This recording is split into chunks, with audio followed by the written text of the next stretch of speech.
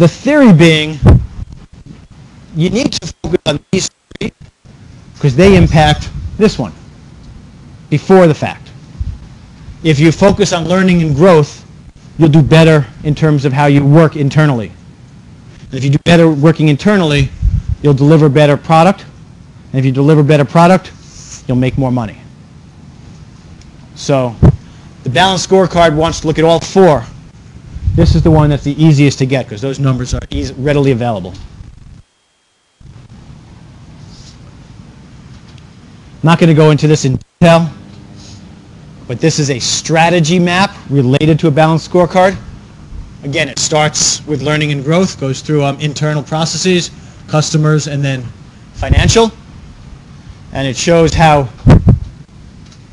each one leads you eventually to financial success. You take a look at this on your own. Getting to see some glazed eyes. We'll have a break shortly, guys, don't worry. So, a balanced scorecard. You take the four categories and you identify metrics. A good balanced scorecard only has 2 or 3 metrics in each category. You don't need 100 metrics. Some books say you do. I don't think you do. You just need a few really key metrics that you measure and see how you're doing over time on each of the 4 categories. This slide came directly from the text, so you could check the text out for what are some example metrics that you might choose.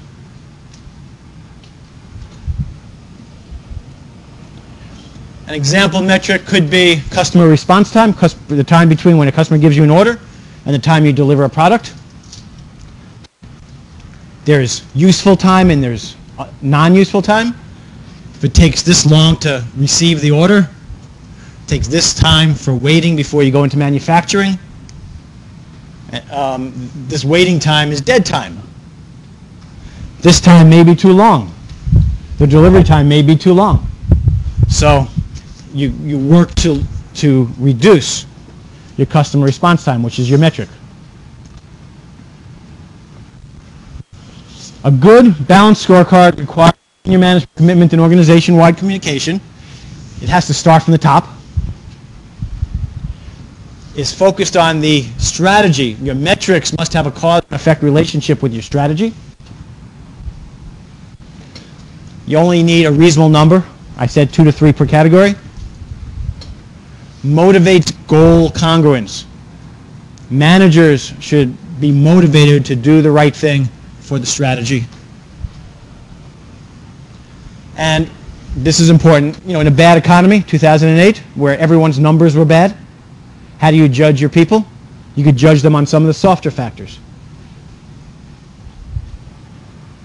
The challenge with the balanced scorecard, the non-financial measures are not as easy to get as the financial measures. Okay, you guys are done, so we will finish this topic. Come back at 10:30. And who is the person who just came in? Yeah, I get to glare at you.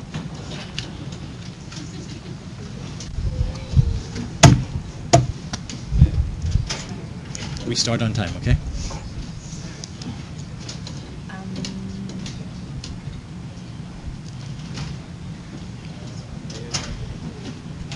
Was there a discussion? You read the syllabus? Okay. I've talked to your teammates, okay?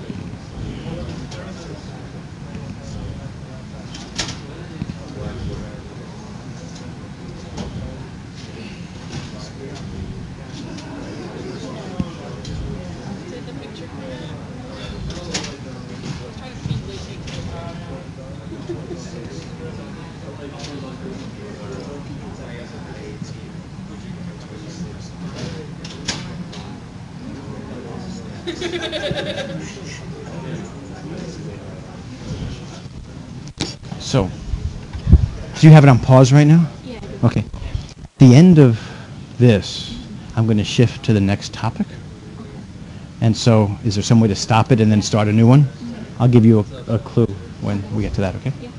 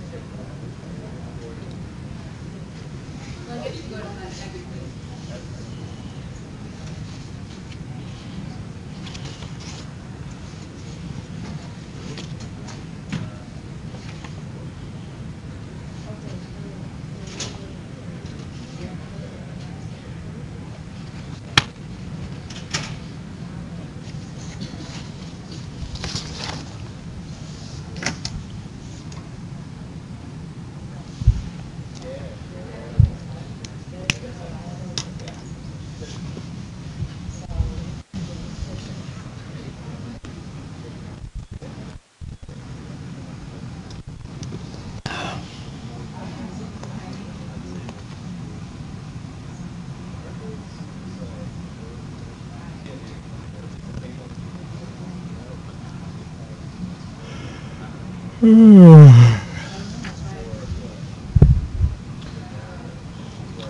is it better than your cost class?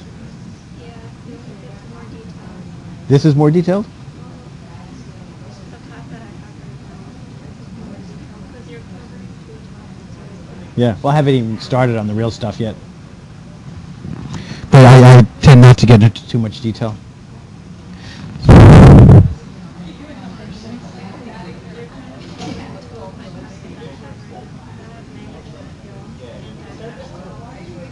You're taking them both together? Well, management separate, intro to management, not management. Oh, okay. So you do this kind of stuff. Quarter bottom. You did it. Okay. That's what we're learning, and I have an exam on that tomorrow. Oh, there you go. That was good for you then.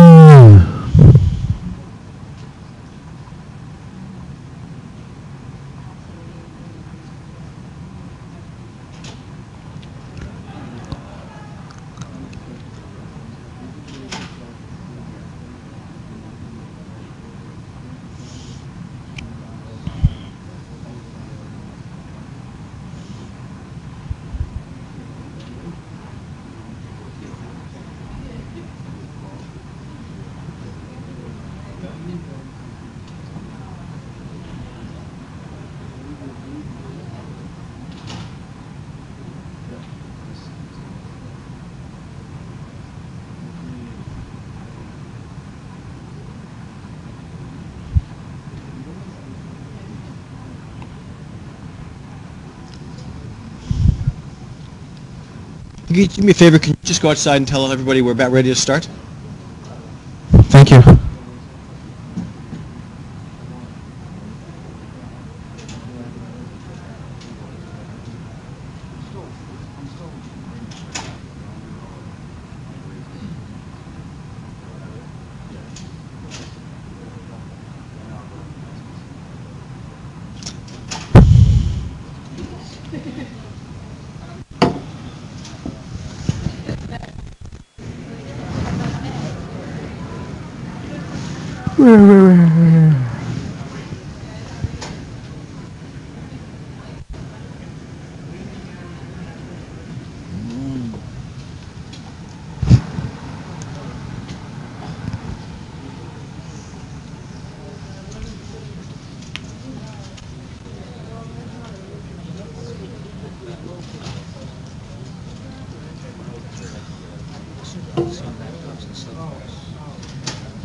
What's my... Well, we shouldn't use cell phones in the class. That would be kind of rude. If you use, I mean, I don't know what you could be on Facebook for all I know, but a lot of people use it to look at the slides and maybe take notes on the slides. I look in your eyes. I can tell when you're messing. I can tell when you're sleeping, like you all were for the last 20 minutes. Okay, let's get started. Give me about 30 seconds. I'll signal you somehow. How long do you need? Is it immediate? Okay.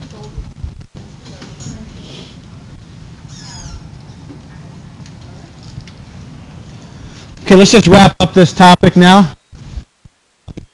Balanced scorecards are important, but they're not that easy to implement. One, measures are different across business units.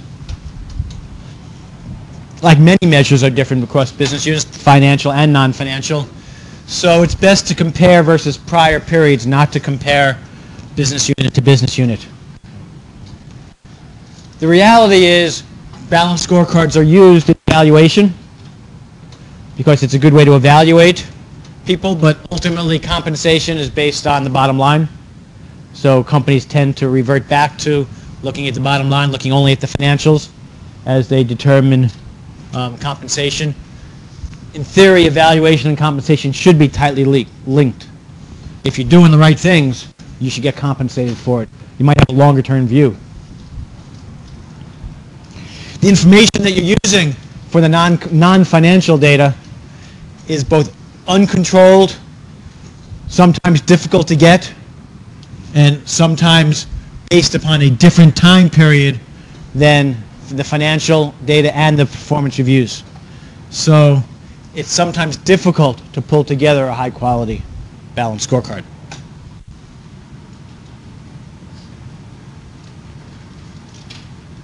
We're not going to do this now.